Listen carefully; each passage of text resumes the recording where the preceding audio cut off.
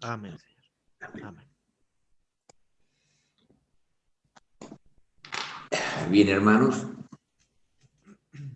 continuamos.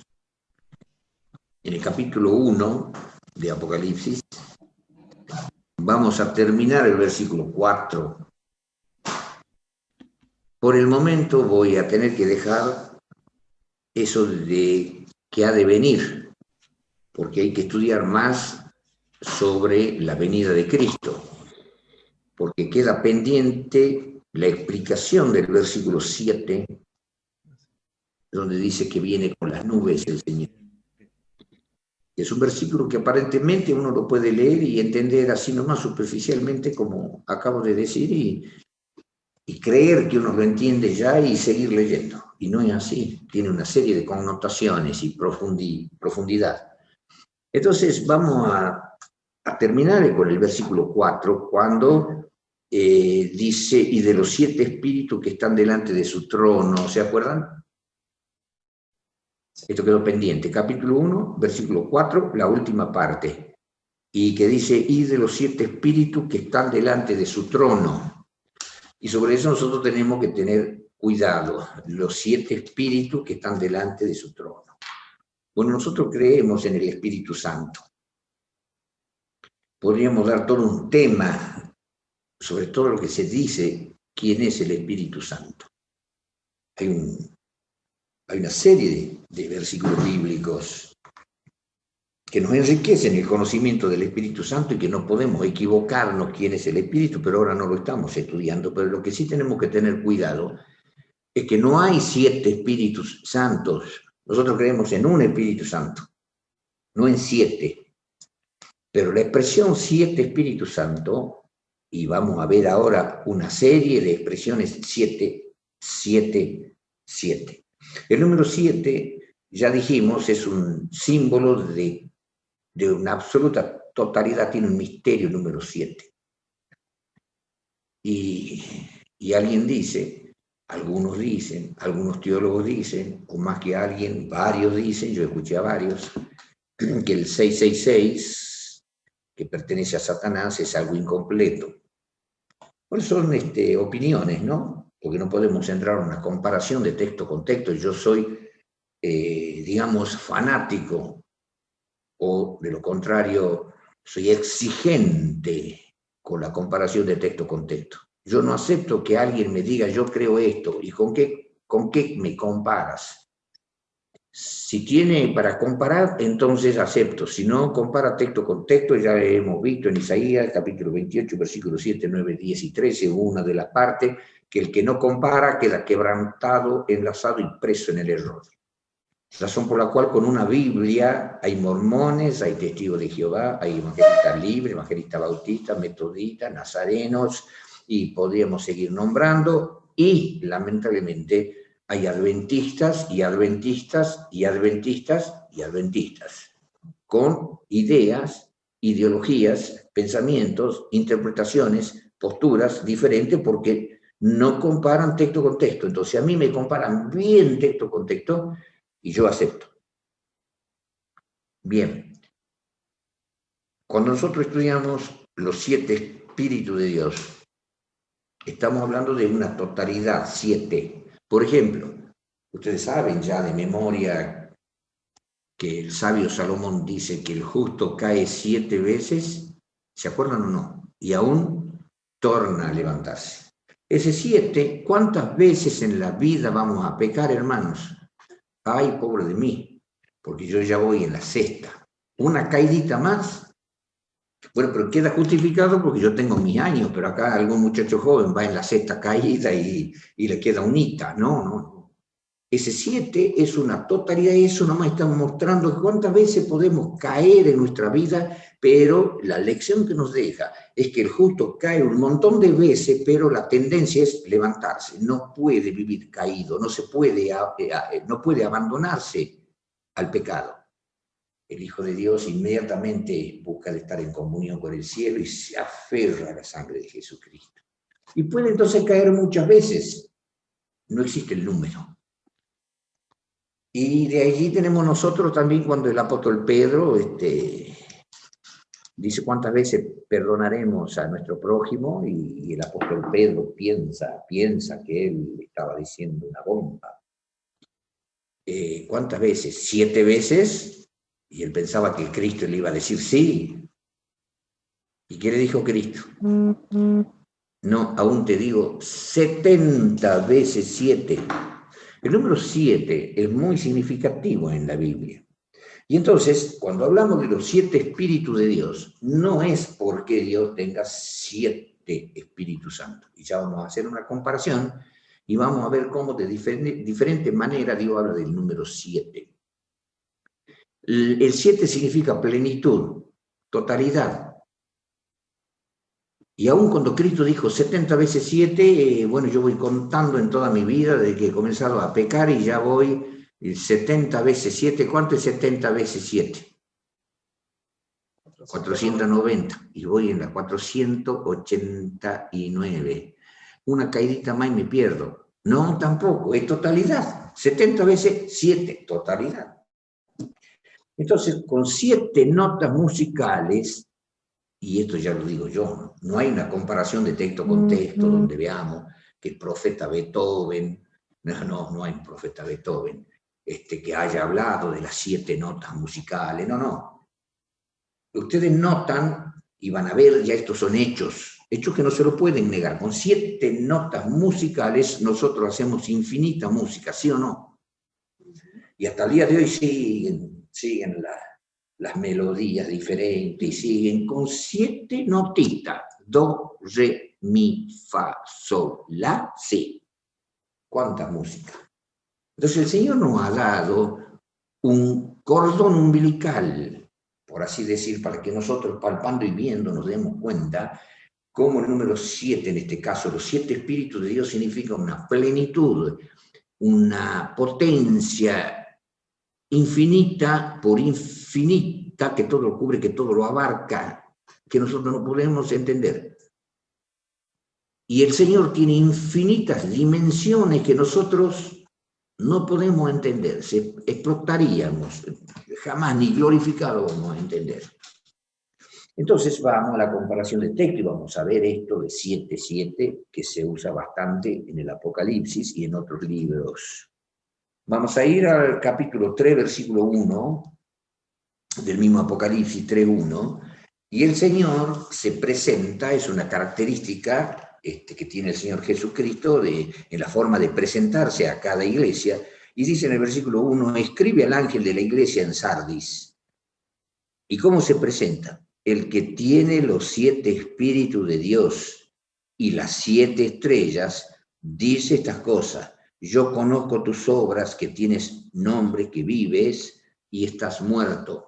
Bueno, ahora no vamos a explicar esto, pero sí vamos a explicar sí vamos a hablar que allí se habla de los 7 espíritus de Dios y de las 7 estrellas.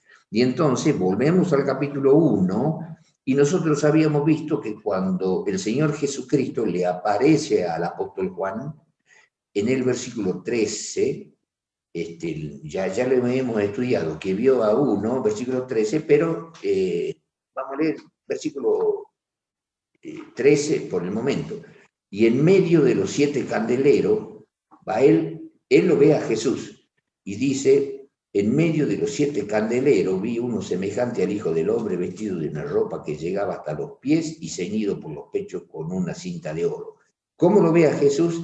En medio de 7 candeleros. Y a la vez, Jesús habló de 7 iglesias.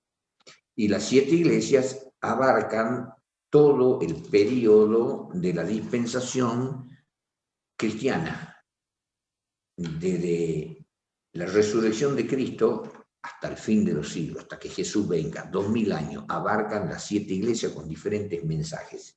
Y está el número 7 iglesias. Y él aparece en medio de 7 candeleros. Y ahora nos vamos al mismo capítulo 1, y ahí vamos a ver en el versículo 20, versículo 16, mejor el versículo 16. Primero hemos visto 7 candeleros, y en el versículo 16 dice, y tenía en su diestra 7 estrellas, y de su boca salía una espada aguda de 2 filos, y su rostro era como el sol cuando resplandece su fuerza. Pero ¿qué nos está mostrando acá? 7 estrellas. Nos mostró primero 7 candeleros, 7 estrellas ahora. Y en el versículo 20 Jesús explica. Esto ya es una explicación de Jesús, punto. No necesitamos comparación de texto con texto. En el versículo 20 dice, el misterio de las 7 estrellas que has visto en mi diestra y los 7 candeleros de oro. Las 7 estrellas son los ángeles de las 7 iglesias y los 7 candeleros que has visto son las 7 iglesias. Entonces, el apóstol Juan está viendo 7 estrellas que tenía en su diestra Jesús.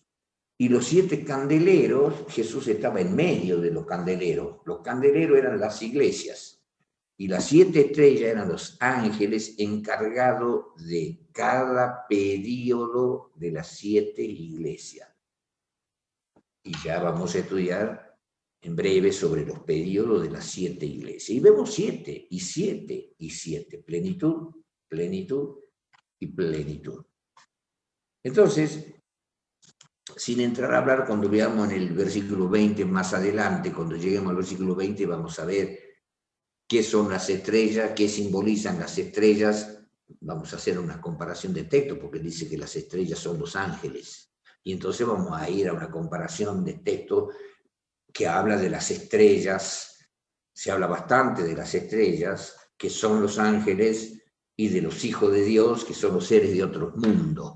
Y vamos a hacer una comparación de texto, y entonces vamos a ver la naturaleza angelical y la naturaleza de los seres de otros mundos y la naturaleza nuestra. Ahora no vamos a ver, porque nos vamos a estar desviando. Seguimos con el número 7. En el capítulo 4 del Apocalipsis, ahora vamos a ver, capítulo 4, versículos 2 y 5. El versículo 2 dice, luego yo fui en espíritu, y aquí un trono que estaba puesto en el cielo, y sobre el trono estaba uno sentado. Yo tan solo digo esto, ¿no? ¿Quién es ese uno sentado? Bueno, ahora no lo vamos a estudiar. Cuando lleguemos al capítulo, avancemos en el capítulo 4 y 5, vamos a estudiar, a llegar a lo más profundo de lo maravilloso y extraordinario de lo que es el uno. Y entonces hay algunos que dicen, no, ese uno es el Padre. Así, pero con toda tranquilidad. Y bueno, yo no voy a decir que no, pero no, es incompleto. Bueno, no lo vamos a ver ahora. Quedemos así, el uno. Pero él ve a un ser, no ve a 2, ni a 3, ni a 4, a uno. ¿Quién era? Bueno, era Jehová, era Dios. ¿Era el Padre? Sí. ¿Era el Espíritu Santo? Sí. ¿Era Jesús? Sí. Y vamos a hacer comparación de texto con texto. Pero él ve uno. Y entonces estaba sentado uno. Y ahora vamos a ver, sigue hablando de la grandeza de ese uno, era Dios. Y habla de la gloria de ese Dios. Pero en el versículo 4 dice, versículo 5, y del trono, cuando se lo ve a ese uno, no imaginemos nosotros un trono, pero no imaginemos lo que no nos podemos imaginar, lo que era ese trono, del infinito, a veces infinito, pero que se lo podía ver, porque si no nos destruye. Pero es una gloria y una majestad tan grande, pero y dice en el versículo 5, y del trono donde estaba ese sentado, y del trono salían relámpagos. ¿Cómo habrán sido esos relámpagos, hermano? No como lo que vemos nosotros cuando llueve. Relámpagos y truenos. ¿Cómo habrán sido esos truenos? Los seres glorificados que estaban allí soportaban los truenos. ¿Cómo habrán sido esos truenos? Y voces, misteriosamente voces y voces, como voces, muchas voces en medio de los truenos. Pero ¿qué se dice allí? Y 7 lámparas de fuego. Y las 7 lámparas, otra vez el número 7, y 7 lámparas de fuego estaban ardiendo delante del trono. Se van imaginando uno sentado, y entonces se veían 7 lámparas así delante del que estaba sentado en el trono en medio de semejante gloria y majestad. Fuego, resplandor, truenos, relámpagos, voces, habían 7 lámparas. ¿Y qué dice allí en el versículo 5? Esas lámparas estaban ardiendo delante del trono, las cuales son, ahora las 7 lámparas eran los 7 espíritus de Dios. Delante de ese ser majestuoso, de ese uno. Y entonces vamos a seguir viendo estos misterios. En el capítulo 5, versículo 6, miren quién había estado aquí. Apocalipsis capítulo 5, versículo 6. Y miré, y he aquí en medio del trono, y miré, y aquí en medio del trono, y de los 4, mi versión antigua dice animales, la versión 1909, la otra versión dice seres vivientes, porque no está mal traducido acá, no son animales, son seres vivientes, porque eran seres vivientes extraños. Parecían como monstruos, diríamos nosotros si los viésemos nosotros. Y dice, allí dice claramente, los 4 seres vivientes, en el original griego, dice ser, con Z, ser, que quiere decir ser viviente. No dice son. En griego son sería animales. Dice ser, o sea, ser viviente. Que tenían formas raras, por eso es el que traduce, en la versión 1909, se le da por poner animales, en mi versión vieja, antigua, 1909. Y entonces, allí dice clarito, en medio del trono y de los 4 seres vivientes y en medio de los ancianos, estaba un cordero, escuchen bien hermano, ¿no? Como dice, estaba un cordero como, no quiere decir, estaba un cordero inmolado, no como inmolado, que no es lo mismo, estaba un cordero inmolado, sino como inmolado, se veían semejanzas, cosas raras. Y entonces dice que tenía 7 cuernos ahora, 7 otra vez, 7 cuernos. Y tenía 7 ojos. Entonces cuando hablamos de los 7 espíritus de Dios, no podemos nosotros ir a la literalidad y decir, no, son 7 Espíritus Santos que tiene Dios, porque algunos llegan a decir eso. Entonces acá habla de 7 ojos, ¿y a dónde Jehová tiene 7 ojos? El Señor nos hizo a nosotros, ya cuando estudiamos el capítulo 4 y el capítulo 5, vamos a ver que todos fuimos hechos a la imagen y semejanza de Dios, y Dios no ha hecho monstruos. En el cielo no hay monstruos. Y hay quienes dicen que esa rueda que vio el profeta Ezequiel, no sé si se acordarán ustedes, pero después lo vamos a estudiar cuando analicemos bien el capítulo 4 y 5, y cuando veamos también esta otra figura rara, que tiene 4 rostros, y entonces el que traduce pone animal, está hablando de que había una manifestación rara, y el cordero ese, nosotros nos imaginamos un cordero con 2 cuernos, no, tenía 7 cuernos y 7 ojos. El cordero este tenía 7 ojos. ¿Y los 7 ojos qué son? ¿Qué dice? ¿Qué sigue diciendo ahí? Los 7 espíritus de Dios. Entonces se dan cuenta en los misterios que nos mete el Apocalipsis. Entonces, en medio del trono habían 7 lámparas ardiendo, que son los 7 espíritus de Dios. ¿Se imaginan ustedes las lámparas? La tienen grabada en la cabeza. Bueno, y mientras seguimos leyendo, encontramos al cordero como inmolado, que tenía 7 cuernos en vez de 2, y aparte 7 ojos, y que son ¿qué? ¿Qué son los 7 ojos? Los 7 espíritus de Dios. ¿Pero cómo? ¿Que no son las lámparas, los 7 espíritus de Dios? Acá son los 7 ojos del Cordero, los 7 espíritus de Dios. Entonces esos son símbolos, hermano. En el caso del Cordero, ahora noten ustedes, vamos a volver al capítulo 3, versículo 1, y viene Jesucristo y dice, ¿y cómo era Jesucristo ahí cuando le está hablando a Juan? ¿Se acuerdan ustedes en el capítulo 1 cómo lo describe? Bellísimo, hermoso, cabello blanco, resplandeciente, sus ojos como llama de fuego, etcétera, etcétera. Y si vamos al libro de Isaías, dice que si nosotros nos portamos bien, dice, ¿quién podrá verlo a Jehová en su hermosura? La hermosura de Jehová, como Dios tiene todas las dimensiones infinitas veces infinitas, la belleza de Jehová es indescriptible, es infinita veces infinita, y aunque Dios nos haga a nosotros todos bellos, vamos a ser cuasi infinitamente bellos. Pero al lado de Dios, hermano, cuando lo veamos al Señor, no vamos, por así decirlo, ¿no? Nos vamos a enloquecer viendo semejante belleza, más todo lo que brota de Él.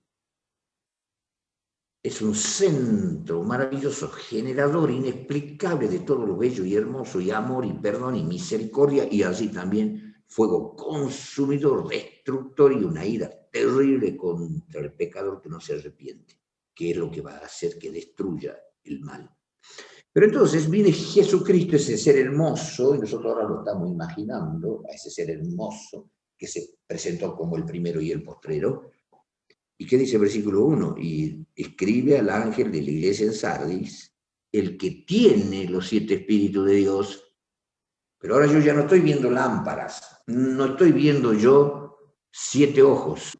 Bueno, aparece Jesús diciendo que Él es, o sea, la persona de Él tiene los 7 espíritus de Dios. No sé si me explico. Primero se ven 7 lámparas que estaban delante del trono majestuoso de aquel que estaba sentado allí, y que son los 7 espíritus de Dios. Y ahora estamos viendo que los 7 ojos del Cordero son los 7 espíritus de Dios. Y ahora lo vemos al Cristo, un ser hermoso, majestuoso, Dios, que Él tiene los 7 espíritus de Dios. Puede estar en la lámpara, puede estar en los ojos, está en Cristo. Pero eso denota algo, hermanos, denota una plenitud. Y noten que el versículo, dijimos que capítulo 3, versículo 1, dice el que tiene los 7 espíritus de Dios y las 7 estrellas, que son los ángeles, Él gobierna a los ángeles y está en contacto con los ángeles, ¿qué pasa con los ángeles? Eso ya lo vamos a estudiar. No son todos administradores enviados para servicio a favor de lo que serán herederos de la salvación, Hebreo capítulo 1, versículo 7, ¿se acuerdan, hermanos? Versículo 14, perdón.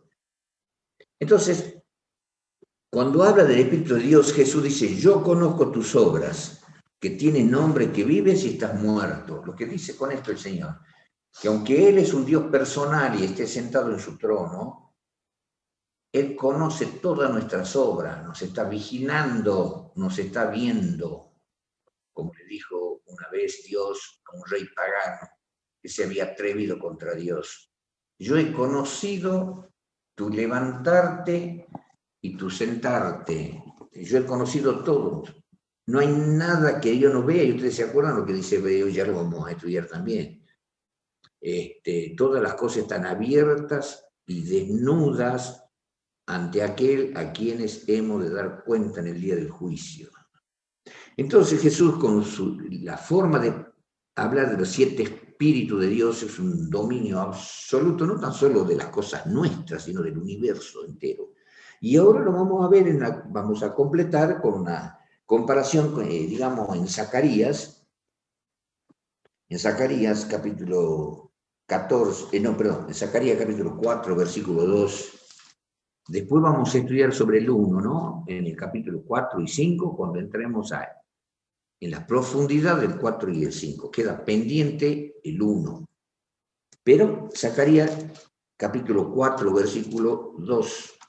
Zacarías capítulo 4, versículo 2 dice: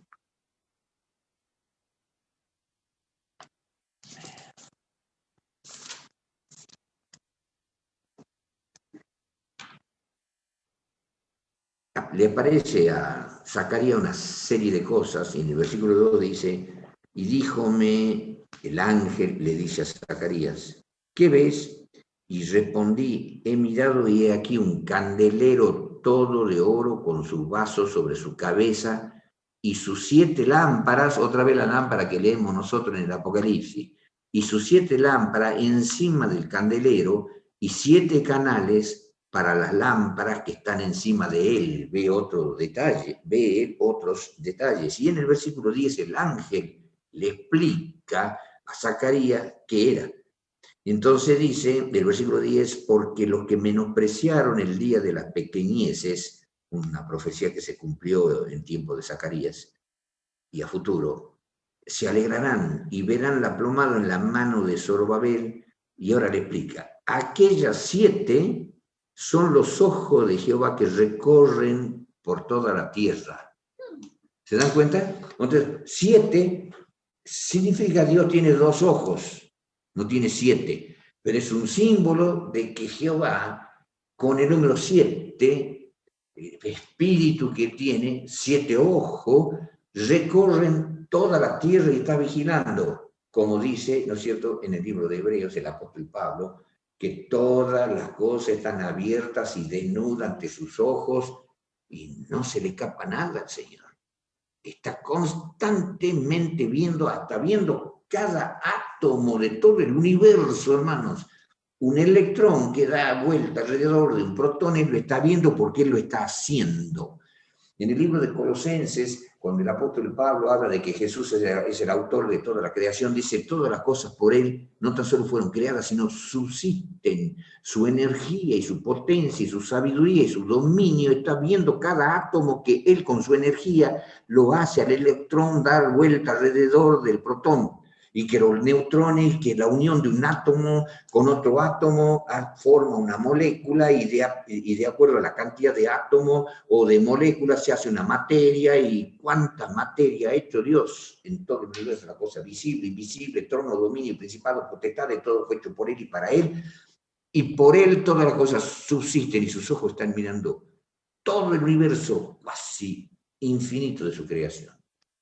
Y hasta el apóstol Pablo llegó a decirle a los paganos en Hechos de los Apóstoles, en el capítulo 17, en él nos movemos, somos y respiramos. Él está mirando cada átomo de nuestro cuerpo, cada célula de nuestro cuerpo, cada carne que se ha formado de nuestro cuerpo, el riñón, el hígado, el corazón, el vaso, los pulmones.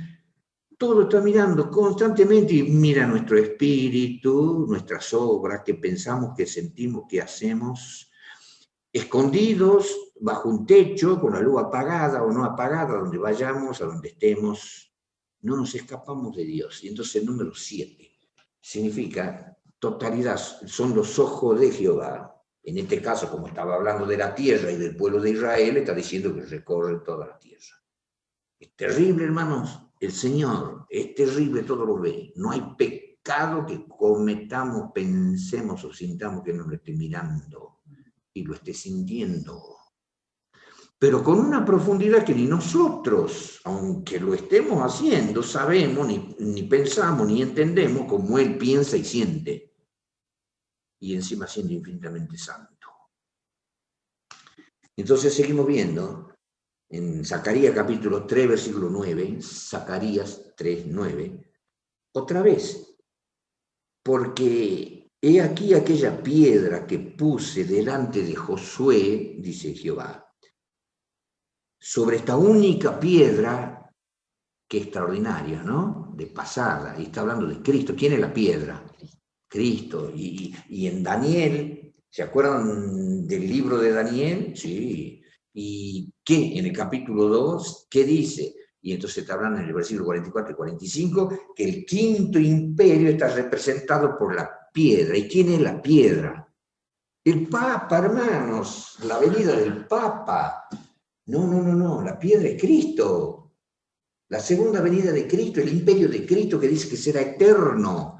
La piedra, ¿cuánta piedra? ¿Cuánto Cristo? Uno solo, una sola piedra. Entonces no pensemos en que el primer papa fue Pedro, la piedra, y después los sucesores, piedra y piedra y piedra. No, y acá está diciendo una sola piedra, que es Cristo, y entonces dice, y sobre esta única piedra, más clarita no puede estar, ¿no? Sobre esta única piedra hay 7 ojos. Otra vez, 7 ojos.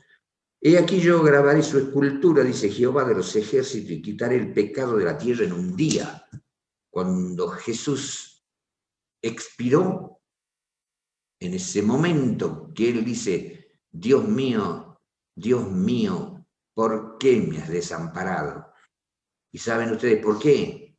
Porque todos los pecados de toda una humanidad arrepentida de todos los tiempos, y nosotros ni nos imaginamos lo que es lo nauseabundo y la podredumbre de nuestros pecados, lo vamos a estudiar en el capítulo 4 y 5 después del Apocalipsis, caen sobre Cristo y lo matan a Cristo. Y en el momento en que Él muere, qué cosa maravillosa, el Señor quitó los pecados de todos nosotros, nos limpió. En la dimensión divina ya estamos perdonados. Están perdonados los que Dios sabe que se van a salvar. Y Dios sabe, y lo que Dios sabe, que van a permanecer arrepentidos, y aunque caigan y se levanten, caigan y se levantan, ya son hijos de Dios. Y hay un tema que se llama predestinación. Y hay un texto maravilloso que dice Pedro, que a lo mejor se cansan de leerlo y no se van a dar cuenta, y alguna vez lo vamos a leer. Y vamos a ver que qué maravilloso ese texto, hermano. No nos imaginamos así un versiculito que habla de una eternidad del plan de Dios en una innumerable cantidad de hijos que Él tiene, que somos los arrepentidos, y quiera Dios que estemos arrepentidos hasta el fin. Y hermanos, en un día la potencia de Jehová, a través de esa única piedra que tenía 7 ojos, que miraban todo lo que hacen los hombres, en su exterior y en su interior, quitaría los pecados. Está hablando de Cristo. Eso significa 7, el Espíritu de Dios, los ojos de Dios. Y ahora yo les voy a hacer ver un poquitito la dimensión infinita del Espíritu, ¿no? Dios está sentado en su trono, ¿sí o no? Bien. Ahora yo les voy a hacer palpar, por así decir, o imaginar el misterio de la multiplicidad o de la omnipresencia de Dios. Bueno, ¿se acuerdan ustedes que en San Juan, en el capítulo 14, en el versículo 21, Jesús dice que si nosotros guardamos los mandamientos, vendría Él y el Padre? Primero, en el capítulo 14 de San Juan, y en el versículo 15 dice que si nosotros guardamos los mandamientos, condición, Él rogaría al Padre para que nos dé el Consolador. Y vamos a la comparación de texto con texto en San Juan. ¿Y quién es el Consolador? En el Evangelio según San Juan. El Espíritu Santo, el Consolador, el Espíritu Santo. Entonces yo voy a rogar para que venga el verdadero, encima dice el verdadero Espíritu Santo, porque hay falso Espíritu Santo que son demonios que se hacen pasar por Espíritu de Dios. Si nos guardamos los mandamientos de Dios, Jesús se compromete, ruega al Padre, y desciende ¿quién? El Espíritu Santo, y viene a la cabeza nuestra, 1 Corintios capítulo 3, versículos 16 y 17, que dice, ¿no sabéis que vuestro cuerpo es templo del Espíritu Santo? El que viola su cuerpo, que es templo del Espíritu Santo, Dios destruirá al tal. No sois vuestros, mas sois comprados por la sangre de Jesucristo. ¿A quién le pertenecemos nosotros? Ya no nos pertenecemos a nosotros mismos, somos de Cristo. Y entonces viene Jesús, sigue diciendo que al tener nosotros el verdadero Espíritu Santo, que el mundo no lo tiene, no lo ve, no lo conoce, condición, guardar los mandamientos de Dios para que Él ruegue por nosotros y venga el Espíritu Santo. Y viene el Espíritu Santo, ¿y qué pasa cuando viene el Espíritu Santo? Y ahora vemos nosotros la potencia, lo que es el simbolismo de los 7 Espíritus de Dios. Entonces, dice Jesús, el que me ama, mis mandamientos guardará, mi Padre le amará. ¿Y qué va a pasar? Y yo me manifestaré a Él. El 23, el que me ama, mi palabra guardará. Vendremos yo y mi Padre, y siempre yo y mi Padre, yo y mi Padre. Y si se van ustedes a la epístola de Juan, dice el que tiene al Hijo tiene al Padre, el que tiene al Hijo tiene al Padre, el que no tiene al Hijo no lo tiene al Padre. Yo soy el camino, la verdad y la vida. Nadie va al Padre sino por mí. Jesús es todo lo que aflora de Dios, y a través de Cristo tenemos todo. Sin Cristo no tenemos nada. Y entonces ahora dice, vendremos yo y mi Padre, pero ¿quién ha venido primero? El Espíritu Santo. ¿Y qué pasa? Jesús dice, vendremos yo y mi Padre y haremos con Él morada. Ahora yo pregunto, no sé si ustedes alcanzan a verse entre todos ustedes, ¿no? ¿O no? o se ven o no se ven entre ustedes. Yo acá los veo a ustedes, ¿no? Bueno, yo voy a hacer una comparación. ¿Saben ustedes que yo, por el Espíritu Santo que Jesús rogó que descendiese sobre mí, lo tengo al Padre y al Hijo? Hermanos, ¿es mentira lo que dijo Jesús? ¿Qué tengo yo adentro? Aparte de que cada célula mía es de Dios. En Dios me muevo, respiro, soy. Pero ¿quién mora dentro mío? Por medio del Espíritu Santo. ¿No sabe que tu cuerpo es templo del Espíritu Santo? Mora el Padre y el Hijo. ¿Quién está entonces adentro? El Padre, el Hijo y el Espíritu Santo. Ahora, ¿ustedes creen que yo soy el único que lo tengo? No. Entonces, como yo lo veo a todos, lo señalo. Tú lo tienes, tú lo tienes, tú lo tienes, al Padre, al Hijo y al Espíritu Santo.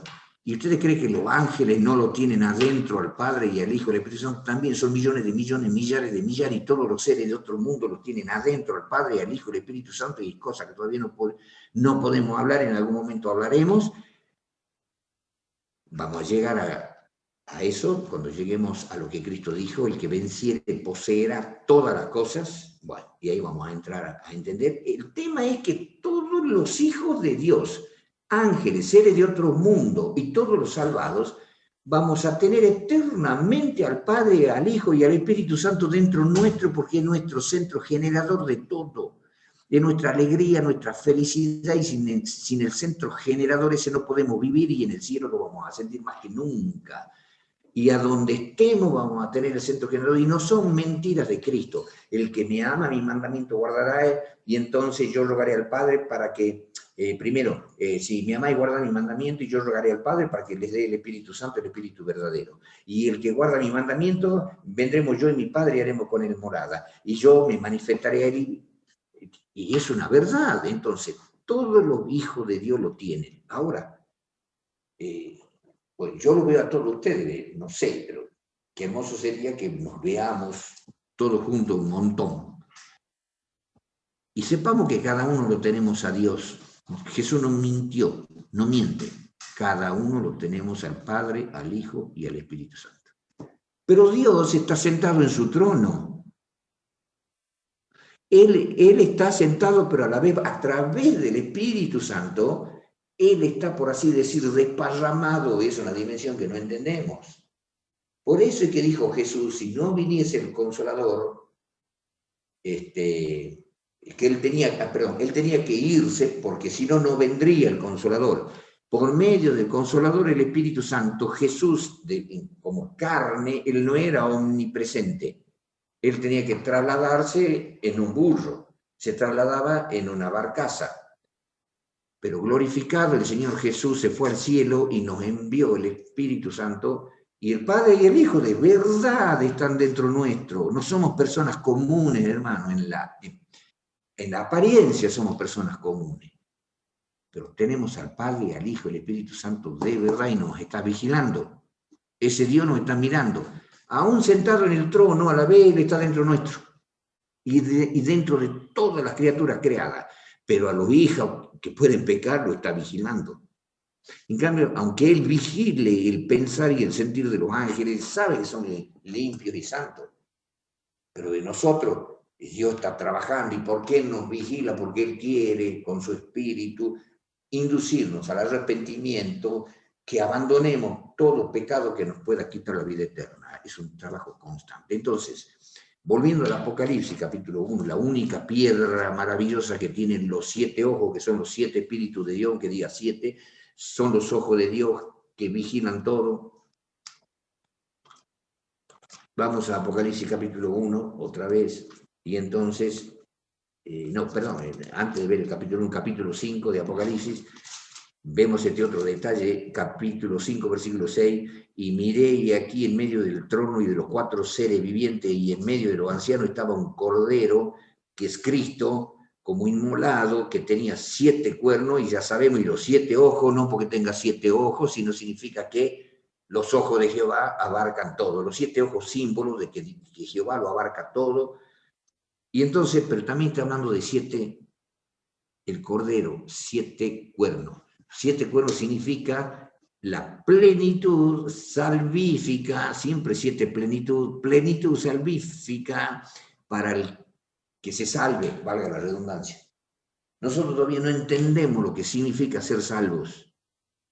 Cuando nosotros veamos la gloria de Jehová y lo destructivo que es para Dios el pecado, y cuando veamos lo que Cristo ha hecho para salvarnos, entonces vamos a notar que en toda nuestra existencia y en nuestra vida, esa expresión 7 es un trabajo perfecto del Espíritu de Dios para guiarnos al arrepentimiento y de la sangre de Jesucristo para limpiarnos de todo pecado, de tal manera que seamos aprobados ante la vista de un Dios santo, un juez justo que no puede tolerar nada que sea pecaminoso y que no nos dejaría entrar al reino de los cielos. Es un trabajo perfecto, símbolo del trabajo perfecto del Espíritu de Dios para llevarnos a Cristo y de Cristo para limpiarnos con eficacia de todo tipo de pecado, como para que seamos absolutamente perfectos y aceptados ante la vista de un omnipotente Dios perfecto, justo, santo y limpio. No sé si me explico. Son los 7 cuernos que se le ve al cordero. Pero no porque tenga 7 cuernos. Y eso es lo que se ve allí, es una figura, ¿no? Un simbolismo, porque Cristo no tiene pinta de cordero. Bueno, es un ser majestuoso, pero simbólicamente, entonces nos acordamos de San Juan 1.29. A ver qué dice San Juan 1.29. En San Juan capítulo 1, versículo 29.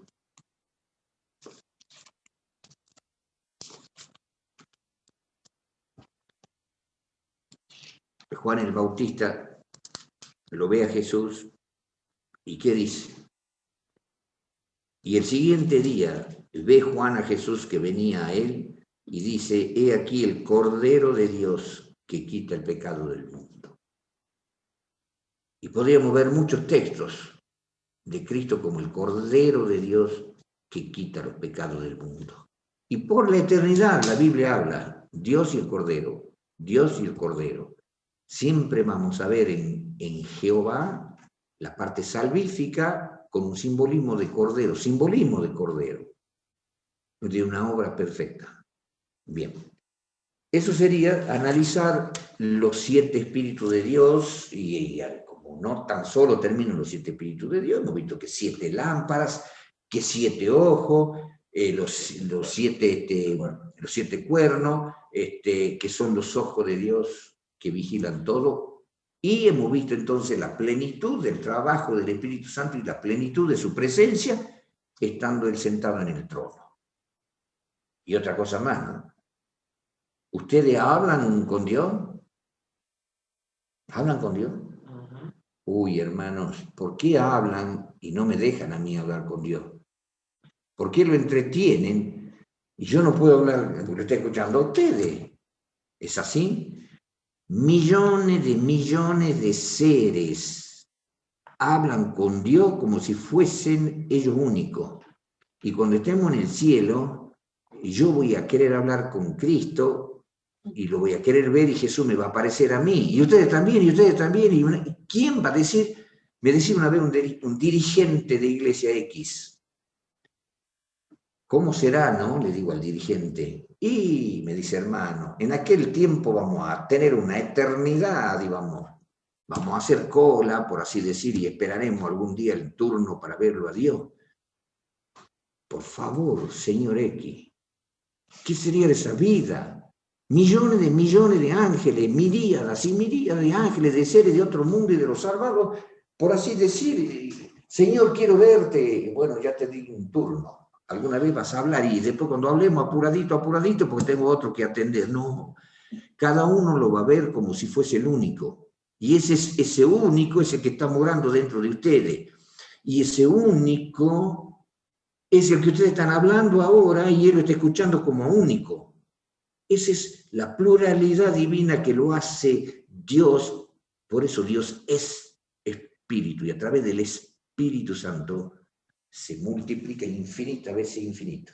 ¿Me han entendido, hermano? Bueno, estos son los siete perfecciones de la forma de obrar de Dios, perfección en su vigilancia, perfección en la caridad salvífica, perfección en cómo trabaja el Espíritu Santo en cada tipo de pecado, de pensamiento, de sentimiento y una variedad enorme de nuestro ser interior, no se le escapa nada a Dios, él tiene que el juez supremo, justo, perfecto, en la dimensión infinito, aprobarnos, y la sangre poderosa de Jesucristo hace que el infinito pueda perdonarnos, limpiarnos, transformarnos, y eso lo hace con la potencia de su Espíritu, de la sangre de Jesucristo, en la potencia del Espíritu que nos llega a cada célula, a cada cuerpo, a cada pensamiento, a cada intención, a cada emoción, a la psiquis, que no haya nada que nos contamine. ¿Está claro, hermano? Entonces el 7 abarca tremendamente, pero es del Dios que está sentado en el trono. ¿De cuántos dioses? Entonces el 7 espíritu es símbolo del Espíritu Santo. ¿Pero de cuántos dioses? De uno solo. Pero y el Padre, y el Hijo, y el Espíritu Santo. Ya lo vamos a ver cuando lleguemos al capítulo 4 y 5, si Dios quiere, y analicemos en profundidad. Esto nos ha llevado a nosotros ese parrafito y los 7 espíritus de Dios. ¿Qué opinan? Ahora vamos a ir a otro parrafito. No sé si me da el tiempo. Apocalipsis, capítulo 1, versículo 5. Media hora más. Bien. Apocalipsis 1:5. Acá el sector del tiempo de Fabián Basala. Está con una tijera para cortar el tiempo. Bien. Apocalipsis capítulo 1, versículo 5. El versículo 5. Y de Jesucristo, el testigo fiel. ¿Qué aprendemos de Jesucristo, el testigo fiel? Bueno, ahí no nos vamos a demorar mucho porque mucho hemos leído en los evangelios sobre la vida de Jesucristo. El testigo fiel, bueno, ¿el testigo de qué? El que testifica qué. El testigo fiel. O sea que el Señor, cuando lo leemos en el Evangelio según San Juan, el Señor Jesucristo dio testimonio de su Padre. ¿Cómo es su Padre? ¿Qué quiere su Padre? ¿Cuál es la voluntad del Padre? Y ha dado testimonio de sí mismo, haciendo la voluntad de Dios, demostrando su perfección absoluta como Padre. Nada de que sea inferior al Padre. Por eso él dijo, el que me ha visto a mí, ha visto al Padre. Y desde ahora me conocéis y lo habéis visto. No vamos a repetir eso. El Padre estaba en el Hijo y el Hijo estaba en el Padre. Pero lo que se veía era una carne, una semejanza de Hijo de Dios. Y entonces, la vida de Jesucristo ha sido perfecta, aceptada, hermanos queridos, por el infinito juez supremo, que no se le iba a escapar nada. Que él diga, no, esto lo voy a perdonar, no puedo exigir más. No. Imposible en la justicia divina. Testigo fiel, una obediencia a Dios y una manifestación y enseñanza de lo que es Dios y de lo que es el mismo o de lo que es el Espíritu, testigo fiel. Y entonces vemos ahora que entra a otra problemática. Jesucristo es el testigo fiel y después dice el primogénito de los muertos y príncipe de los reyes de la tierra. Cuando dice el primogénito de los muertos, ¿qué quiere decir primogénito? Cuando un padre tiene un hijo primogénito, el primogénito en el orden cronológico, ¿quién es el primogénito? Es el primer hijo que tiene una mujer, que tiene un padre, que tiene una pareja. Ese es primogénito. Bueno, acá dice primogénito de los muertos.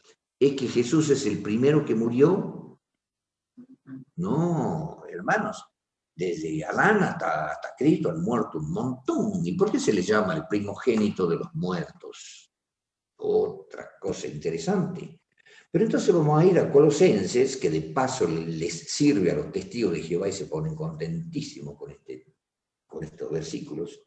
Colosenses capítulo 1. En Colosenses, en el capítulo 1, cuando el apóstol Pablo habla de Cristo, dice, en el versículo 15, vamos a leer, hasta el versículo 18. Hablando de Jesús, dice que Él es la imagen, lo que se pueda ver, ¿no? De lo que no se puede ver, la imagen del Dios invisible. Pero ahí dice el primogénito también, primogénito de toda criatura, pero nos vamos a detener acá. ¿Qué nos damos cuenta? Y de que Jesucristo ha sido creado, hermanos, es el primer hijo que tuvo Dios. Y bueno, y viene a la cabeza la cantidad de textos bíblicos en el libro de Isaías que dice: yo Jehová y nadie más que yo, antes de mí no fue formado Dios, ni lo será después de mí, yo y nadie más que yo no conozco a otro Dios, y bueno, y todos los textos que se nos vienen a la cabeza. ¿Por qué dice el primogénito de toda criatura y los testigos de Jehová saltan? Y bueno, eso muestra que Jesucristo ha sido creado. El único Dios verdadero es Dios el Padre. El Hijo es creado, es el Hijo. Y no es así, hermano. Cuando el apóstol Pablo está hablando de primogénito de toda criatura, vamos a seguir leyendo para que entendamos qué quiso decir Pablo. Ahora vamos a ver una comparación de texto con texto inmediata. Comparación de texto con texto inmediata, porque si nos agarramos de ese solo versículo solo, vamos a hacer lo hacen los católicos con Pedro. Yo también te digo que tú eres Pedro y sobre esta piedra edificaré mi iglesia, y ya está. Con ese solo versículo dicen que el Papa es la piedra, que Pedro es la piedra y así la sucesión papal. No, sigamos comparando. Acá dice el primogénito de toda criatura y podríamos entender que es el primer hijito que tuvo el Padre. Ahora sigamos leyendo que, hablando de Cristo, porque por él fueron, versículo 16, ¿no? Porque por él fueron criadas todas las cosas, y ahora yo comienzo yo a pensar, ¿no? Porque por él fueron criadas todas las cosas, y bueno, por el Padre no. Por él fueron criadas todas las cosas que están en los cielos, que están en la tierra, visible, invisible, sean tronos, sean dominios, sean principados, sean potestades, todo fue criado por él y por el Padre no. Y todo lo creó para gloria del Padre, dice, todo lo creó por él y para él. ¿Quién es ese personaje? Mientras allá dice que es Jehová, acá dice que es Cristo. Pero ahora noten que el versículo 17 dice: y él es antes de todas las cosas, y por él todas las cosas subsisten. Ya lo hemos hablado sobre eso. Pero el versículo 18 es la comparación de texto que nosotros estamos buscando. Y él, o sea, Cristo, es la cabeza del cuerpo, que es la iglesia, él que es el principio, el primogénito de los muertos, para que en todo tenga el primado. Estaba hablando en orden a primacía, no en orden cronológico de existencia. Cristo es el primogénito de toda criatura, o sea, el primado. Como Cristo es el verbo de Dios, Cristo no puede dejar de tener algo. Él es todo lo infinito. Él es el verbo absoluto. Entonces, él es el primogénito de entre todas las criaturas. No habla de creación ni de un orden cronológico de tiempo, sino de, para que en todo, dice Pablo, tenga el primado. Y entonces hacemos la comparación. Si también está hablando de primogénito de los muertos, no significa que fue el primero en morir, sino que su muerte tiene un primado. Hay una supremacía. ¿Y por qué? ¿A dónde está? Primogénito, que no habla de un orden cronológico, el primero en morir, porque prácticamente 4.000 años antes, ¿cuánto han muerto? ¿Qué quiere decir entonces primogénito de los muertos? En primacía, supremacía, porque su muerte, hermanos, ha sido injusta. Su muerte no ha sido consecuencia del pecado. Su muerte injusta para él ha traído justicia para nosotros. ¿Vale su muerte? Entonces, para que en todo tenga el primado, aún en su muerte, Cristo tiene el primado. Su señora muerte nos ha dado vida eterna a nosotros y ha destruido el pecado. Él con su muerte destruye el pecado. Y como dice el libro de Hebreo, y un tema que es largo de estudiarlo, el deshacimiento del pecado, deshacerlo, largo de hablar, deshacer. Una cosa es perdonar, limpiar, y otra cosa es que él haga desaparecer el pecado, porque no puede ser un intruso. ¿A dónde lo guardó el pecado el Señor? Por allí hay una caja en medio del universo, donde Dios tiene, así como hablamos de la radioactividad, hay lugares donde están, ¿no es cierto?, hay cofres, por así decir, recipientes con radioactividad peligrosa. Bueno, Dios tiene ese pecado mortal, inmundo, nauseabundo, y lo tiene en ciertos lugares escondido, en las cajas poderosas hechas por Dios. No, no, la potencia de la sangre de Cristo deshizo el pecado, largo de hablar, deshizo el pecado. Entonces su muerte es la que deshace el pecado. Entonces Él tiene supremacía, es una muerte maravillosa que destruye el pecado, lo borra, lo aniquila y lo convierte en no es, en una nada absoluta. Limpia el cielo, hermanos, limpia el universo. No hay un lugar escondido, un átomo que esté por allí, que esté contaminado con el mal, el pecado o el desarrollo del pecado y del mal. Deshacimiento absoluto del pecado. Eso produce la muerte de Cristo. Entonces Cristo tiene la primacía, primogénito de los muertos. Es lo más importante que hay, su muerte. Y bueno, y lo más importante que hay para dar vida de toda la criatura. De toda la criatura. Es lo más importante que hay porque su nacimiento como hombre en el vientre de una mujer, fue para traer vida eterna. Y su muerte para destruir el pecado. Dar vida eterna y ¿a dónde lo meto al pecado? ¿A dónde lo escondo? Lo destruyo también. Nacimiento, su nacimiento. Primogénito de toda criatura. El más importante porque su vida, con su muerte, da salvación y deshace el pecado. Misterio terrible, que hay largo de explicar. Si yo me detengo, hermano, no me olvido del Apocalipsis. Dejémoslo ahí nomás. Pero es maravilloso hablar de lo que dice Hebreo, deshacimiento del pecado. Entonces, Cristo es todo, hermano, el primogénito de toda la criatura, no en un orden cronológico, sino que su nacimiento fue para darnos vida, en obediencia y después muerte. ¿Qué le falta al verbo? Todas las cosas por él fueron hechas, todas. ¿Qué le falta? Nada. Nada. Y sin él, nada se hubiera hecho, hermano querido. ¿Qué me hablan de creación? ¿Cómo el Padre lo iba a hacer al Hijo sin él nada se podría haber hecho? Y todas las cosas por él fueron hechas. ¿Qué no fue hecha? Yo diría, momentito, te estás equivocando, Juan. Yo, Roberto Íñigo, te voy a corregir, Juan. Y Juan agacha la cabeza avergonzado y colorado. Todas las cosas por el verbo fueron hechas, menos su propia creación. Y Juan me dice, tenés razón, Roberto. ¿Así? No, hermano. Y viene el Espíritu de Dios, yo lo digo así imaginariamente, y entonces deja de hablar por la boca de Juan y se manifiesta el Espíritu de Dios y me dice, ¿qué te crees tú? Yo lo estoy inspirando a Juan que diga, todas las cosas por él fueron hechas y sin él nada de lo que es hecho fue hecho. No se podría haber hecho nada. Bueno, pero la creación de Cristo, no. Todas las cosas por él fueron hechas y sin él, nada. Hermanos, eso es lo que está diciendo la palabra de Dios.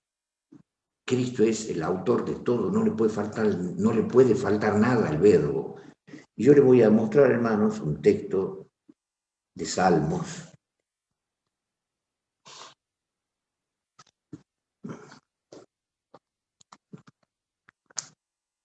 Capítulo 33.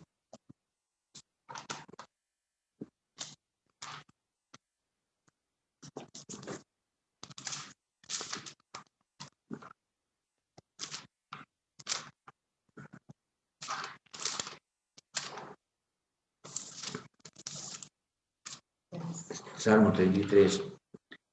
Noten el versículo 6. Ahí está la Trinidad. Ahí está el verbo. ¿Hay algo que no haya hecho el verbo? 33, versículo 8. Versículo 6. Dice, por la palabra de Jehová fueron hechos los cielos y todo el ejército de ellos por el espíritu de su boca. Por la palabra de Jehová, ¿y qué es la palabra? El verbo. Palabra y verbo. En el griego la palabra logos, dice, en el principio era el logos. El Logos era con Dios y Dios era el Logos. Y está traducido como verbo, acción o palabra. Bueno, acá está hablando por el verbo de Jehová, por la palabra, fueron hechos los cielos y por el espíritu de su boca todas las cosas. O sea que no hay nada que no haya hecho el verbo. Lo está diciendo acá. Todo lo ha hecho Jehová. La boca de Jehová, la palabra de Jehová, el verbo de Jehová. Y por el espíritu de su boca. Está la Trinidad, lo que nosotros llamaríamos Trinidad. Entonces no hay nada que no haya sido hecho por Jesucristo. Entonces cuando hablamos del primogénito de los muertos ya estamos sabiendo, hermano, en la profundidad que nos metemos. El primogénito de toda criatura, y entonces vamos a ver otra cosa en Apocalipsis que lo hace que a los testigos de Jehová que se inflamen, se engrandezcan, pero vamos a ver en Apocalipsis, en el capítulo 3, Jesús se presenta ahora en el versículo 14 con otra problemática. Versículo 14. Y escribe al ángel de la iglesia en la Odisea. He aquí dice el amén, el testigo fiel y verdadero, el principio de la creación de Dios. ¿Ve? Dicen los testigos de Jehová. Cristo es lo primero que creó Dios. Pero acabamos de ver que todo ha sido creado por Cristo, por Él y para Él. Encima eso. Y ahí lo ningunea, por así decir, al Padre. Todo fue hecho por Cristo y para Cristo. Y cuando él dice principio, en el griego dice, está la palabra griega, arché. La palabra griega arché significa principio activo, no pasivo. O sea que Cristo es el principio de la creación de Dios, antes de la nada. Cristo es el que creó todas las cosas. Es el principio. Entonces, vamos a ir a otra palabra que yo lo agarro a los testigos de Jehová y que ustedes también. Cuando el Señor Jehová se presenta, yo soy el primero y el postrero. Y entonces yo les digo a los testigos de Jehová, ¿se dan cuenta? Jehová se presenta como el primero y el postrero, pero antes de Jehová, él dice que era el primero, y antes del primero, ¿qué ha sido? Porque si me está hablando de un primero, ¿qué ha sido antes? No sé si yo me explico. Si yo establezco que esto es un primero y que ha sido Maca y Maca y Maca y me voy por la eternidad hacia atrás. Y si digo yo soy el primero y el postrero, y en el postrero hay un fin. Sin embargo, el apóstol Pablo, ahora nosotros con la lógica trabajamos que no existe un primero, que aunque con la palabra diga un primero, siempre me voy a ir para atrás el primero, y de esto también fui primero. Y de esto fui primero, y él es el eterno primero hacia atrás, y es el eterno postrero hacia adelante. Y nosotros estamos trabajando con una lógica correcta. Ahora, para no trabajar con la lógica correcta, recurrimos al apóstol Pablo, a Pablito querido. El Pablito querido, que es maravilloso. Él lo explica lo que nosotros estaríamos ahora tratando de deducir, y deducimos correctamente, porque a nosotros nos dice la lógica que si yo agarro este vaso y lo traslado hacia atrás y digo, mira, esto es lo primero. Y ustedes con una lógica mediana me van a decir, che, y más atrás, perdón, lo vamos a correr. Y más atrás, lo vamos a correr. ¿Cuántas veces lo vamos a correr? Por la eternidad sin fin. Entonces el primero de Jehová no significa que tiene principio. Por eso el principio de la creación de Dios, porque no tiene principio, es el autor. Ahora, vamos al postrero. Acá terminó. No, y más allá. Ahora Pablo nos explica lo que no tenemos que deducir. Deducimos correctamente. Pero veamos a Pablito. Y ya lo hemos leído nosotros, pero a veces es necesario volver a recurrir a los textos. Vamos al libro de Hebreos, y en el libro de Hebreos, Pablo está hablando del misterio de Cristo. No vamos a hablar ahora del tema Melquisedec, porque ya todo un tema de profundización sobre Melquisedec, hay un montón de ideas, hermanos. Pero el apóstol Pablo, hablando de Melquisedec, el misterio de que era Cristo Melquisedec, bueno, la hermana White, en el deseado de toda la gente, dice, preguntadle a Abraham quién era Melquisedec, y él os responderá que era Cristo. Bueno, si yo le pregunto a Abraham, bueno, yo le pregunto imaginariamente, che Abraham, o señor Abraham, ¿quién fue el Melquisedec que usted vio? Y él, según la hermana White, me va a decir, era Cristo. Ahora, dejándolo a la hermana White yendo a la Biblia, porque hay hermanos que piensan que Melquisedec era un rey de la época. Miren ustedes, ¿no? Capítulo 7, en el versículo 3 dice, sin padre, ¿Jesús tuvo padre? No. Lo corrió a José, ¿no? Por decir de una manera, que José no tuvo arte ni parte. Sin madre, ¿que tuvo madre? No. Y hay un misterio. Jesucristo, a semejanza del hombre, es un misterio. Pablo dice que no tiene ni padre ni madre, no tiene linaje tampoco. No tiene principio. Acá ya no me hace falta decir el primero y el postrero. Bueno, ahora yo le voy a explicar si yo pongo acá un señalador o un vaso o un monolito. Acá comienza el primero y usted va a decir, no, y maya, y maya, y maya. Y si yo le digo acá termina el postrero, y maya, y maya. Bueno, no hace falta ni que lo razonemos. Pablo dice que no tiene principio de días ni fin de vida. Está explicado por él. No hace falta mi deducción, ni mi interpretación. Mas hecho semejante al Hijo de Dios, permanece sacerdote para siempre. El Melquisedec, que es largo de explicar, que era un sacerdocio que iba hacia atrás, que Cristo después toma de Melquisedec, y entonces el Melquisedec, si hubiera sido un rey de la época, y como decís, che, ¿quién era Melquisedec? Y era un rey como Napoleón. Ah, sí, no me diga, como Napoleón no tenía ni principio de día, ni fin de día, no tenía padre ni madre, no, por favor. El Melquisedec no tiene principio de día ni fin de vida, no tiene linaje, no tiene papá ni tiene mamá. ¿Quién es? ¿La cuarta persona de la divinidad? ¿Un rey común de la época, como creen algunos? No. Semejante al Hijo de Dios, porque el sacerdocio de Melquisedec hacía que se perdone los pecados desde Cristo hacia atrás. Y cuando viene Cristo hacia adelante, es sacerdote según el orden de Melquisedec. Melquisedec es semejante al Hijo de Dios en el sacerdocio y en el perdón de los pecados futuros. Cuando viene el Hijo de Dios, toma del sacerdocio de Melquisedec, pero Melquisedec era Cristo. Che, Abraham, ¿quién era Melquisedec? Cristo. ¿Y quién era Cristo? Realmente un personaje que no tiene ni principio de día ni fin de vida, lo explica clarito, Señor testigo de Jehová. No tiene papá, no tiene mamá, no tiene linaje, es Dios, es Jehová, sobre todas las cosas, bendito por los siglos.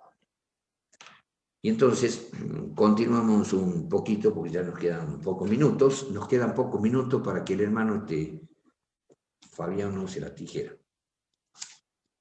Un minutito. Entonces, nos encontramos con otro problema. Apocalipsis capítulo 1, versículo 5. Apocalipsis 1, 5. Y no sé si vamos a terminar. Apocalipsis 1, 5. Y bueno, habíamos leído el primogénito de los muertos y príncipe de los reyes de la tierra. Uy, hermanos, príncipe de los reyes de la tierra. Acá dice príncipe de los reyes de la tierra. Pero vamos nosotros a Isaías 9:6, Isaías 9:6. Y entonces, en Isaías 9:6, ¿qué es Jesús en Isaías 9:6? ¿Qué es Jesús, hermano? Por favor. ¿Cuántas veces lo hemos leído a este versículo? Dice, porque un niño nos es nacido. Sí, un bebé que nació en el vientre de una santa mujer, la Virgen María. Pero no nos olvidemos que leemos en Lucas, que leemos en San Mateo, que el ángel le dijo a María, el Espíritu Santo que es el creador. Por el Espíritu de Jehová fueron hechas todas las cosas, por el Verbo. El Espíritu Santo te hará sombra. Por lo tanto, lo santo que nacerá será llamado Hijo de Dios. Santo significa apartado, separado. Esa criatura se forma con el poder creador de Dios sin que nada contaminante lo pueda contaminar a un ser que pongamos un poquito, un ratito, el dedito acá, no lo perdamos, pero vayamos a Hebreo para que sepamos cómo era ese niño. Un niño nos es nacido, un niño nos es dado. ¿Cómo era ese niño? En el capítulo 7 de Hebreos capítulo 7, hablando de Cristo, vamos a leer primero el versículo 15 y 16. Cuando viene el Hijo de Dios, Melquisedec es semejante al Hijo de Dios en sacerdocio, y Cristo es a semejanza de Melquisedec, una inversa. Melquisedec semejante al Hijo de Dios, y el Hijo de Dios semejante a Melquisedec cuando viene a la tierra. Y notemos, y aún, dice el versículo 15, y aún más manifiesto es si a semejanza de Melquisedec se levanta otro sacerdote. Jesús a semejanza de Melquisedec, y Melquisedec a la semejanza de Hijo de Dios. Es el mismo, con una función o un trabajo de forma diferente, que no lo podemos tocar ahora porque no estamos estudiando a Melquisedec. Manifiesto es si a semejanza de Melquisedec se levanta otro sacerdote. Noten el versículo 16, el cual no es hecho conforme a la ley del mandamiento carnal. Cristo no viene por ninguna ley del mandamiento carnal, hijo de María en la literalidad. Entonces, sin padre, sin madre, no tiene linaje, no es del linaje de Judá, aunque en la apariencia ha nacido del vientre de una mujer que era de Judá. Pero en la realidad de ese cuerpo fabricado, por así decir, creado por el Espíritu Santo te hará sombra. Por lo tanto, lo santo que nacerá será llamado Hijo de Dios. Y entonces sigue diciendo acá el versículo, el cual, o sea, Cristo, no fue hecho según la ley del mandamiento carnal, sino según la virtud de vida indestructible, indisoluble, según las versiones. El Cristo... la carne de Cristo es Jehová mismo hecho carne, no hay nada de María ni nada de José, no viene de Judá, lo santo que nacerá será llamado Hijo de Dios, no tiene principio de día, ni fin de vida, ni linaje, ni padre, ni madre, es Dios hecho carne, aquel verbo Dios se hizo carne, y eso lo trabajó el Espíritu Santo, lo hizo sombra en el vientre de María. Y ahora noten, en el versículo 25, capítulo 7, versículo 26, capítulo 7, versículo 26, que dice, porque tal sumo sacerdote nos convenía, santo, apartado del pecado, inocente, en una dimensión infinita, limpio, ¿qué más? Apartado de los pecadores y hecho más sublime que los cielos. A este versículo hay que masticarlo, hay que comerlo, debemos acordarnos. Ese es el sumo sacerdote que convenía a nosotros según el orden de Melquisedec. Que sea como santo, inocente, limpio, apartado de los pecadores. Y entonces vayamos ahora otra vez a Isaías 9, el versículo 6, porque un niño nos es nacido. ¡Qué niño, hermanos queridos! ¡Qué niño! Santo, inocente, limpio y hecho más sublime que los cielos, es decir, superior a los cielos. Ya alguna vez vamos a estudiar que cuando Dios habla de los cielos, ¿saben qué dice Dios de los cielos? Que ni los cielos son limpios delante de Él. Dios ha creado la galaxia, hermano. ¿Ustedes creen que hay algo contaminante, algo que contamine en las galaxias creadas por Dios? Las galaxias no pueden pecar. Pero dice en el libro de Job que ni los cielos son más limpios que el que los creó, porque Dios es limpio en una dimensión infinita, infinita, santo, puro. Es el sumo sacerdote que nos convenía a nosotros, un Dios absoluto convertido en carne para poder morir nada más. En principio, para vencer el pecado y que esa justicia de Él nos sea regalada a nosotros y morir Él en vez de que muramos nosotros y darnos vida eterna. Qué Dios maravilloso. Y ese niño, entonces, si vamos leyendo, un niño nos es nacido, y lo vemos como niño Dios niño. Hijo nos es dado, y bueno, como hijo.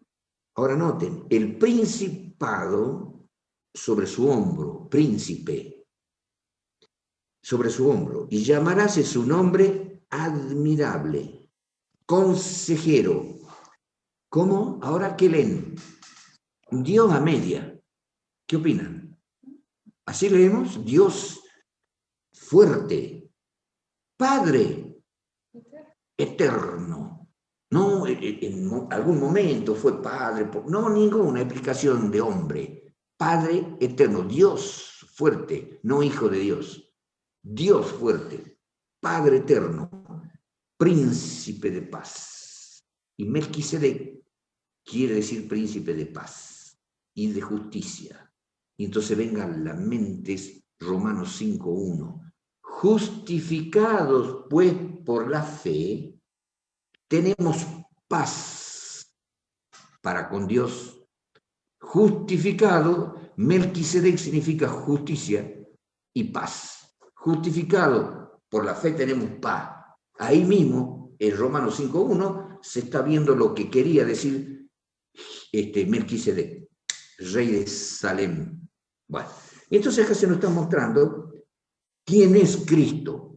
Pero la palabra príncipe ahora la vamos a ver anulada y vamos a dejar acá para que continuemos, para que vean ustedes que esa frasecita nos lleva a nosotros una tremenda profundidad y arroja luz, y si queremos le metemos una gamuza encima y no veamos más luz. Y levantemos un poquito la gamuza, un poquitito de luz y sigamos. Pero yo lo voy a dejar acá para que queden pensando. Y vamos a ir a Apocalipsis capítulo 19. Y cuando se lo ve a Cristo venir en gloria y majestad, escuchen bien, hermano, ¿no? En la tercera venida. Ustedes creen en la tercera venida de Cristo, ¿no es cierto? Después del milenio. Se lo ve a Cristo venir en la tercera venida y vamos a leer y lo vamos a dejar sin explicar. Quédense pensando ustedes.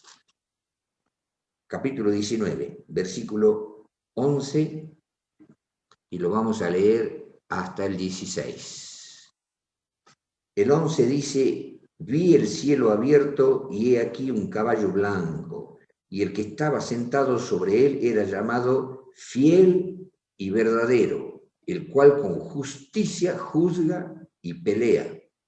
Y sus ojos eran como llama de fuego, y había en su cabeza muchas diademas, y tenía un nombre escrito que ninguno entendía sino él mismo, y nunca lo vamos a saber, hermano. Solamente él, que tiene que ser, que tiene que ver con todo lo que él es y ha hecho, que no podemos nosotros alcanzar a comprender porque hay que ser Dios. Tiene un nombre escrito que ninguno entendía sino él mismo. Y ahora escuchen, hermano. Y estaba vestido de una ropa teñida en sangre, hay mucho para ver. Y su nombre es llamado el Verbo de Dios. Y los ejércitos que están en el cielo le seguían en caballo blanco, vestido de lino finísimo, blanco y limpio. Versículo 15, y de su boca sale una espada aguda para herir con ella a las gentes, y él los regirá con vara de hierro, y él pisa el lagar del vino del furor de la ira del Dios Todopoderoso. Toda la ira del Dios Todopoderoso en contra de los pecados que matan. La ha bebido él en vez de que bebamos nosotros. Qué extraordinario. Y ahora noten. y en su vestidura y en su mulo tiene escrito este nombre: príncipe de príncipe, ¿así? ¿Cómo leen? Rey de reyes y señor de señores. Por un lado dice príncipe de los reyes, y acá habla rey de reyes y señor de señores. Pero cuando veamos esto, si Dios quiere, en la próxima charla, quiera Jesús bendecido y que estemos con vida y salud, vamos a profundizar un poquito sobre el Rey de Reyes y Señor de Señores. ¿Quién es? Lo vamos a dejar acá nomás hasta la próxima charla, si Dios quiere.